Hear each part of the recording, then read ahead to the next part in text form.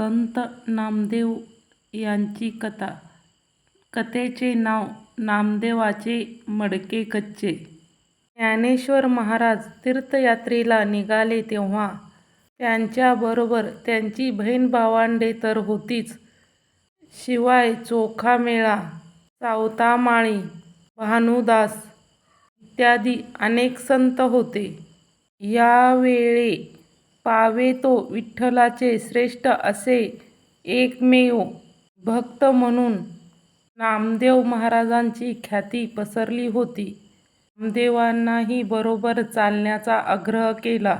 ज्ञानदेवाचा सहवास घडणार म्हणून नामदेव आनंदी झाले. तरी पंढरी सोडून बाहेर जाण्यास ते तितके उत्सुक नव्हते. ते म्हणायचे, स्वर्गसुख मज आहे पांडुरंगी, जाणे कवन्या लागी कवन्या ठाई. पण खुद्द विठ्ठलानीच जेव्हा नामदेवास ज्ञानेश्वराच्या सहवासाचा लाभ घेण्यास सांगितले, तेव्हा ते कबूल झाले. ज्ञानदेवांना नामदेवाची उत्कट भक्ती पाहून अतिशय आनंद होई. पण त्यांची भक्ती ही एकांगी होती. त्यांना आत्मज्ञानाचा अनुभव आलेला नव्हता. ही गोष्ट ज्ञानदेवांनी मोठ्या खुबीने नामदेवांना पटवण्याचा प्रयत्न केला. फिरते हिंडता हिंडता सर्व संत मंडळी गोरोबा कुंभार यांच्या गावाला आली आणि गोरोबाकडे सर्वांनी मुक्काम ठोकला.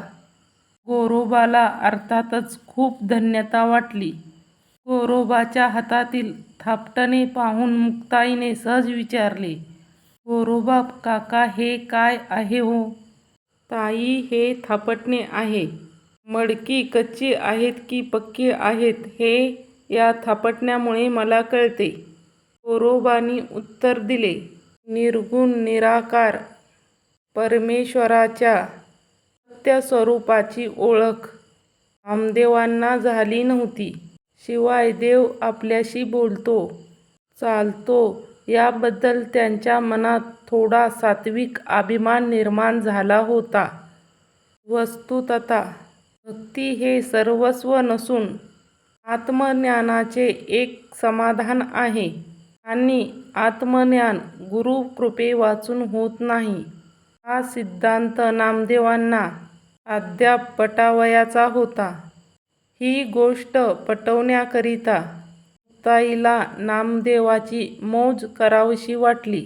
तिने गोरोबा काकांना सांगितले, का ही सर्व माणसे म्हणजे ईश्वर निर्मित मडकीच आहेत. त्यातील कच्ची कोणती आणि पक्की कोणती हे सांगणार का? ज्ञानदेवाच्याही मनात गोरोबांनी परीक्षा करावी असे होते. गोरोबा तेथे जमलेल्या सर्व लोकात वयाने आणि अनुभवाने मोठे होते. तरी ते म्हणाले, महाराज, मी जातीचा कुंभार खरा, पण या मडक्यासंबंधी मी कसे सांगू? मला काय अधिकार?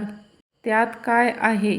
तुम्ही जशी मडक्याची परीक्षा करता तसे करा म्हणजे झाले. ज्ञानोबांनी सुचविले. ज्ञानदेवाची आज्ञा घेऊन गोरोबांनी हातातील थापटणे प्रत्येकाच्या डोक्यावर चालविले.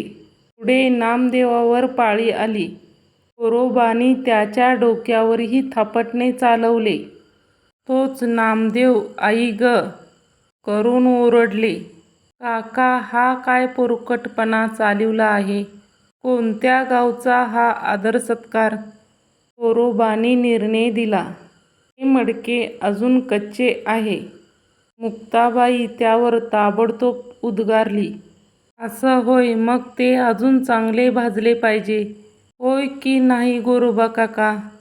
यावर सर्व मंडळी हसू लागली. नामदेव मनात खजील झाले, पण ज्ञानदेवांनी त्यांची समजूत घातली. सद्गुरू वाचूनी सापडेना सोय, धरुनी ते पाय आधी त्यांचे, गुरुकृपे वाचून सद्गती नाही, असे मोठ्या प्रेमाने आग्रहाने त्यांना सांगितले. पुढे पांडुरंगाने आपल्या प्रेमळ भक्ताला तेच सुचवले. रामकृष्ण हरी माऊली. कथा आवडल्यास कमेंटमध्ये रामकृष्ण हरी